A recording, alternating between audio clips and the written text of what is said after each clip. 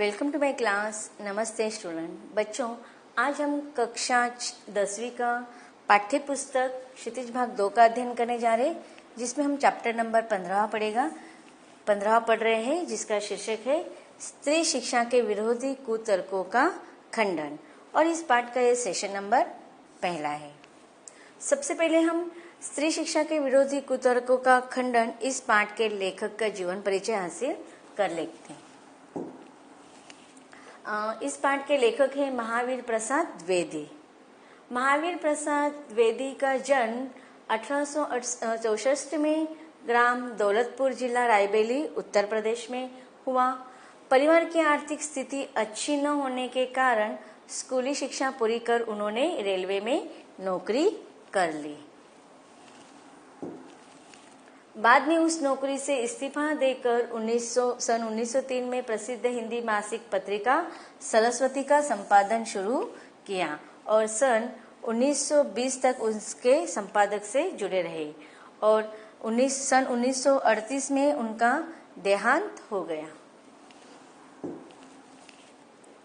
महावीर प्रसाद द्विवेदी केवल एक व्यक्ति नहीं थे, वे एक संस्था थे जिससे परिचित होना हिंदी साहित्य के गौरवशाली अध्याय से परिचित होना है। अब देखिए, वे केवल मात्र एक व्यक्ति नहीं थे, बल्कि उनका जो कार्य था वह इतना विस्तृत हो गया था। तो एक व्यक्ति का संस्था के रूप में उन्होंने अपना जीवन व्यतीत किया था। अर्थात उन्होंने सामाजिक क्षेत्र के हर क्षेत्र में उन्होंने इतना कार्य अपना फैलाया था, तो उनका जीवन किसी मर्यादित व्यक्ति से नहीं रह गया था। एक हिंदी साहित्य में गौरवशाली एक अध्याय के रूप में हमारे सामने परिचित होता है। हिंदी के पहले व्यवस्थित संपादक, भाषा वैज्ञानिक, इतिहासकार, पुरातत्ववेत्ता, अर्थशास्त्री, समाजशास्त्री, वैज्ञानिक चिंतन एवं लेखन के स्थापक, समालोचक और अनुवादक थे। तो इस प्रकार हम देखते हैं कि एक व्यक्ति में इतने बहुत सारे बहुआयामी गुण होने के वजह से और इतने सारे कार्य करने के वजह से वह केवल एक व्यक्ति नहीं बल्कि एक संस्था के रूप में हमारे सामने आते थे। वह उन्होंने जो पत्रिका उन्होंने सरस्वती नाम की जो पत्रिका उन्होंने आरंभ किया थे, उसके संपादक थे। भाषा वैज्ञानिक थे कि उनको भाषा की बहुत अधिक जानकारी थी। इतिहासकार के रूप में हमारे सामने आते हैं। पुरातत्व के सामने अर्थशास्त्री अर्थात इकोनॉमिक के बारे में उन्होंने बहुत सारे लिखे हैं। समाजशास्त्र के बारे में उन्होंने लिखा है। वैज्ञानिक चिंतन और लेखन के स्थापक भी है कि किस प्रकार से लेखन की शुरुआत करना चाहिए। उन्होंने व्याकरणिक बहुत सारी इसमें सुधारणा की है। समालोचक, अगर समालोचक किसे कहा जाता है कि जो कुछ विधाएं लिखी जाती है वो लिखने के पहले, छपने से पहले जो समालोचक होते हैं उनके पास भेज जाते, तो उसमें से अच्छे बातों को रखना, कौन सी बातों को कट करना, जो अगर बुरी बातें होगी, जो अनचाही बातें होंगी उसको कट करने के लिए भेजा जाता है। तो समालोचक किसी भी लिखित कार्य का, साहित्यिक विधा का समालोचन करते हैं। अनुवादक अर्थात ट्रांसलेट, कि अन्य भाषा, एक भाषा का ट्रांसलेट दूसरे भाषा में करना, जैसे कि अंग्रेजी भाषा के जो लेख होते हैं उनको हिंदी में अनुवादित करना। तो इस प्रकार वह एक व्यक्ति के रूप में, बहुआयामी व्यक्ति के रूप में हमारे सामने आते हैं। उनकी प्रमुख कृतियां हैं रसज्ञ रंजन, साहित्य शिखर, साहित्य संदर्भ, अद्भुत आलाप, यह उनके निबंध संग्रह है। इसके अलावा संपत्ति शास्त्र और अर्थशास्त्र से संबंधित पुस्तक भी है। महिला मोद, यह महिला उपयोगी पुस्तक है। तो आध्यात्मिकी दर्शन भी है। द्विवेदी काव्यमाला में उनकी कविताएं हैं। उनका संपूर्ण साहित्य महावीर प्रसाद द्विवेदी रचनावली नाम से 15 खंडों में प्रकाशित की गई है।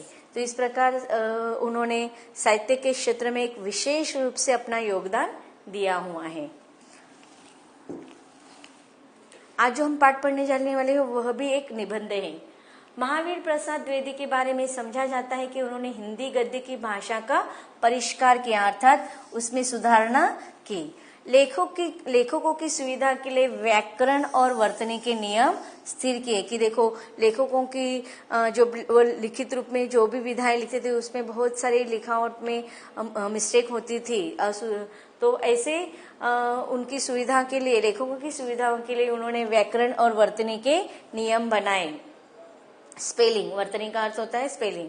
कविता की भाषा के रूप में भी ब्रज भाषा के बदले में उन्होंने खड़ी बोली को प्रतिष्ठित किया। योग निर्माता महावीर प्रसाद द्विवेदी ने स्वाधीनता की चेतना विकसित करने के लिए स्वदेशी चिंतन को भी व्यापक बनाया। उन्होंने सरस्वती के माध्यम से पत्रकारिता का श्रेष्ठ स्वरूप सामने रखा।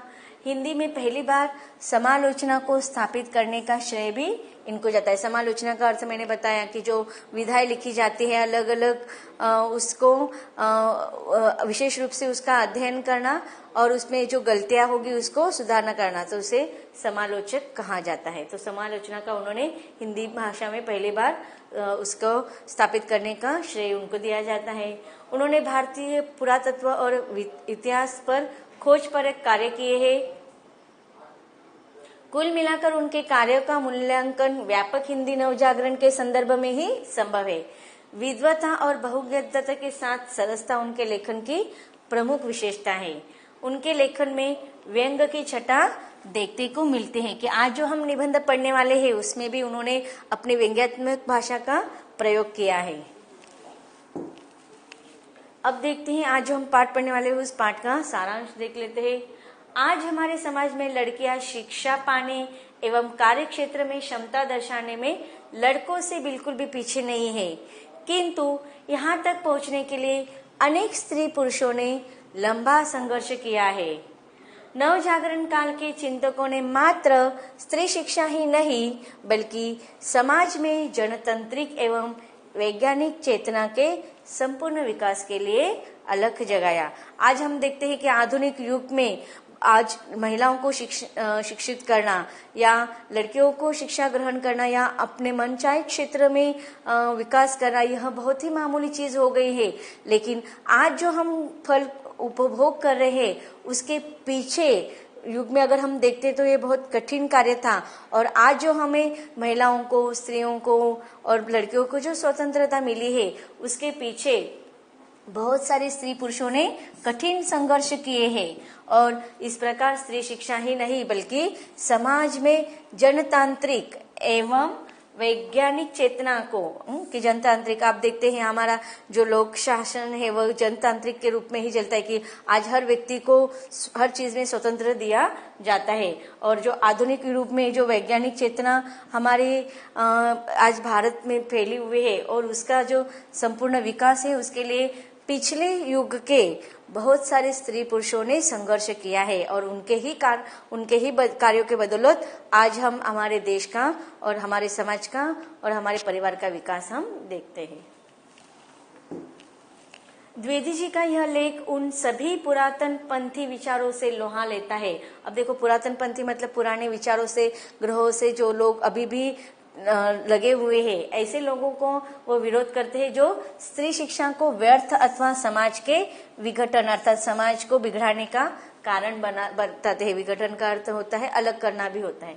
इस लेख की दूसरी विशेषता यह है कि इसमें परंपरा का जो का त्यों नहीं स्वीकारा गया है बल्कि विवेक से फैसला लेकर ग्रहण करने योग्य को लेने की बात की गई है और परंपरा का जो हिस्सा सड़गल चुका है उसे रूढ़ी मानकर छोड़ देने की कहा गया है। अब देखें जो पुरानी चीजें हैं उन सारी पुरानी चीजें बुरी नहीं होती है, तो उसमें जो चीजें योग्य होगी, अच्छी होगी उसको हमें लेना चाहिए और जो चीजें हमें अच्छी नहीं लगती उसे रूढ़ी मानकर परंपरा पुरानी बातें मानकर छोड़ देना चाहिए।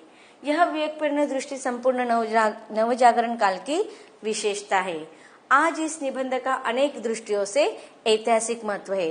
तो देखो आज जो हम पाठ पढ़ने जाने वाले हैं वह लेखक महावीर प्रसाद द्विवेदी इनके द्वारा लिखा गया एक निबंध है और इसके नाम से ही हमें पता चल रहा है कि उस युग में स्त्रियों को शिक्षण देना यह बहुत ही कठिन कार्य था। लेकिन उस समय में, उस युग में नवजागरण काल की जो नींव डाली गई थी उसमें लेखक का महत्वपूर्ण योगदान था और उन्होंने अपने विचारों के द्वारा और अपने कुछ योग्य कार्य के द्वारा समाज में परिवर्तन लाने की कोशिश की और उसमें जो महत्वपूर्ण योगदान था कि उन्होंने स्त्री शिक्षा पर अधिक जोर दिया है।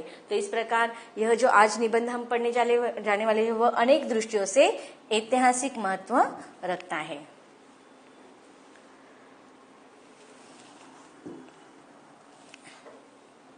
अब देखते हैं पाठ का सारांश संक्षिप्त में। यह जो लेख है वह पहली बार, आज हम जो निबंध पढ़ने जा रहे हैं वह पहली बार सितंबर 1914 की सरस्वती में पढ़े लिखों का पांडित्य इस शीर्षक से प्रकाशित हुआ था और बाद में द्विवेदी जी ने उसे महिला मोद पुस्तक में भी शामिल करते समय इसका शीर्षक स्त्री शिक्षा के विरोधी कुतर्कों का खंडन रख दिया था। अब मतलब हम जो पाठ आज पढ़ने वाले वह 1914 में जो सरस्वती पत्रकारिता निकली थी उसमें पढ़े लिखे पांडित्य इस टाइटल से छपा हुआ था और आज यह कुछ समय के बाद कवि लेखक महावीर प्रसाद द्विवेदी इन्होंने अपनी महिला मोद इस पुस्तक को लिखा था और उस पुस्तक में उन्होंने स्त्री शिक्षा के विरोधी कुतर्क का खंडन इस टाइटल से शीर्षक से छपा हुआ था। इस निबंध की भाषा और वर्तनी को हमने संशोधित करने का प्रयास नहीं किया है। अब देखो ये जो पाठ आपको लिखा गया है तो उस समय जिस प्रकार से लिखा गया था वो उसी प्रकार से आपके पुस्तक में रखा गया है, उसमें किसी भी प्रकार का परिवर्तन करने का प्रयास नहीं किया है। जैसे कि तैसा यह पाठ आपको निबंध के रूप में आपके पाठ्य पुस्तक में पढ़ने को मिल रहा है। तो सबसे पहले हम अब पाठ की शुरुआत कर देते हैं। तो बच्चों हम पाठ की शुरुआत करते हैं। हमारे पाठ का शीर्षक है स्त्री शिक्षा के विरोधी कुतर्क का खंडन। अब ये जो पाठ है वो निबंध है, वह इसके पहले आपके पाठ्य पुस्तक में रखने से पहले वह 1914 में सरस्वती पत्रिका में छपा हुआ पाठ है और उस समय स्त्री शिक्षा के विरोधक बहुत सारे थे और ऐसे स्त्री शिक्षा के विरोधकों को उत्तर देते हुए महावीर प्रसाद द्विवेदी इन्होंने यह निबंध लिखा है। स्त्री शिक्षा के विरोधी कुतर्कों का खंडन। कुतर्क अर्थात ऐसे तर्क जो माननीय नहीं है, जो पूरे तरह से अच्छे नहीं है, ऐसे कुतर्कों का खंडन करना अर्थात उनका निराकरण करना कि किसी भी अपने युक्तिवाद से, अपने महत्वपूर्ण वाक्यों के द्वारा या अपना मत व्यक्त करके उन कुतर्कों का, अनुचित तर्कों का खंडन करना अर्थात उनके प्रश्नों के तर्कों का उत्तर देना, निराकरण करना। अब देखो आपके भी बहुत सारे मनों में सवाल होते हैं। आप घर में अगर प्रश्न आते तो आप क्या करते हैं, अपने पेरेंट्स से पूछते हैं तो आपके प्रश्नों के वह उत्तर देते हैं अर्थात आपके प्रश्नों का वो निराकरण करते हैं। स्कूल में भी आपके क्वेश्चन मन में जो रहते हैं सब्जेक्ट से रिलेटेड तो आपके टीचर और सर को पूछते तो आपके उत्तरों का, प्रश्नों का वो निराकरण करते। तो इसी प्रकार इन कुतर्कों का लेखक ने खंडन किया है अर्थात निराकरण किया है। उनके उत्तरों का अलग अलग उदाहरणों के द्वारा उदाहरण देकर उनको किस प्रकार से उनके तर्क जो थे वो कुतर्क थे और उनके कुतर्क को किस प्रकार से अनुचित मानकर उनका उत्तर दिया है। लेखक कहते हैं कि बड़े शौक की बात है आजकल भी ऐसे लोग विद्यमान हैं जो स्त्रियों को पढ़ाना उनके और गृह सुख के नाश का कारण समझते हैं। अब देखिए लेखक ने निबंध की शुरुआत में ही कहा है कि यह बहुत बड़ी शौक की बात है। लेखक की शौक की बात, शौक अर्थात दुख की बात क्या है कि आजकल ऐसे लोग विद्यमान हैं जो स्त्रियों को पढ़ाना और उनके गृह सुख के नाश का कारण समझते हैं। अब देखो उस समय जब स्त्रियों को पढ़ाने के बहुत सारे विरोधक थे, वह मानते हैं कि जो स्त्रियों को पढ़ाते हैं वह उनके गृह सुख के नाश का। अब देखो जैसे स्त्रियां पढ़ जाती है तो अपने घर बार, अपने घर संसार की जो जिम्मेदारियां होती है उनकी तरफ वह ध्यान नहीं देते हैं और इसलिए वह कहते हैं कि गृह सुख के नाश का कारण क्या है, स्त्रियों को पढ़ाना या स्त्रियों का पढ़ना। और लोग भी ऐसे वैसे नहीं, सुशिक्षित लोग, ऐसे लोग जिन्होंने बड़े बड़े स्कूलों और शायद कॉलेज में भी शिक्षा पाई। अब लेखक क्या कह रहे हैं कि कौन से लोग विरोध कर रहे हैं स्त्री शिक्षा के इस युक्तिवाद में, तो कौन से सुशिक्षित लोग जो खुद शिक्षित है, ऐसे सुशिक्षित लोग जिन्होंने बड़े बड़े स्कूलों में और शायद कॉलेजों में भी शिक्षा पाई है। अब ऐसे सुशिक्षित लोग जिन्होंने बड़े बड़े नामोचिन स्कूलों और विद्यालयों में, कॉलेजों में जाकर धर्मशास्त्र, संस्कृत के ग्रंथ साहित्य से परिचित रखते हैं। ऐसे मतलब हम देखते हैं कि लेखक कहना चाहते हैं कि जो खुद बहुत बड़े विद्वान हैं, पढ़े लिखे हैं, बड़े बड़े स्कूल कॉलेज में जाकर उन्होंने धर्मशास्त्र के संबंध में, संस्कृत के संबंध में ज्ञान ग्रहण किया है, ऐसे सुशिक्षित लोग ही स्त्रियों के शिक्षा के विरोधक है और यह बहुत ही शोक की बात है। आगे लेखक कहते हैं कि जिनका पेशा कुशिक्षितों को सुशिक्षित करना, कुमार्गगामियों को सुमार्गगामी बनाना और अधार्मिकों को धर्म तत्व समझाना है, उनकी दलील तो सुन लीजिए। अब देखिए यहाँ पर कवि लेखक कह रहे कि जिनका पेशा मतलब जिनका व्यवसाय क्या है, कुशिक्षितों को सुशिक्षित करना, अर्थात वो कौन होंगे, खुद शिक्षक होंगे। जो विरोधक है ना, वह खुद क्या कर रहे हैं, दूसरे लोगों को पढ़ाने का कार्य कर रहे हैं। और कुमार्गगामियों को, जो बुरे रास्ते पर चलते हैं, ऐसे विद्यार्थियों को, ऐसे लड़कों को सुमार्ग पर चलने का मार्गदर्शन करते हैं, अच्छे मार्ग पर चलने का राह दिखाने का कार्य करते हैं। और जो अधार्मिकों को धर्म तत्व समझाते हैं, कि जो धर्म को नहीं मानते, ऐसे लोगों को धर्म का संदेश सुनाते हैं, धर्म का बोध बताते हैं। ऐसे ही सुशिक्षित लोग क्या कर रहे हैं, स्त्री शिक्षा के विरोधक के रूप में बातें करें। उनके दलील दे, अर्थात उनके तर्क आगे लेखक दे रहे हैं, लेकिन उन तर्कों को हम अगले सेशन में पढ़ेंगे। तो सबसे पहले हम इस पाठ में आए हुए कुछ कठिन शब्दों का अर्थ देख लेते हैं। अब देखते हैं पाठ में परिच्छेद में आए हुए कुछ कठिन शब्दों का अर्थ। शोक, दुख, विद्यमान, उपस्थित, कुमार्गगामी, बुरी राह पर, सुमार्गगामी, अच्छे राह पर चलने वाला, धर्म तत्व, धर्म का सार, दलील, तर्क, कुलीन, अच्छे कुल की, प्रणाली, तरीका। तो बच्चों, अब तक हमने पाठ के शुरुआत में ही लेखक का क्या दुख है इसके बारे में हमने जानकारी हासिल की। आगे लेखक हमें उन स्त्री शिक्षा के विरोधकों के तर्कों को पढ़ेंगे, लेकिन इसके अगले भाग में।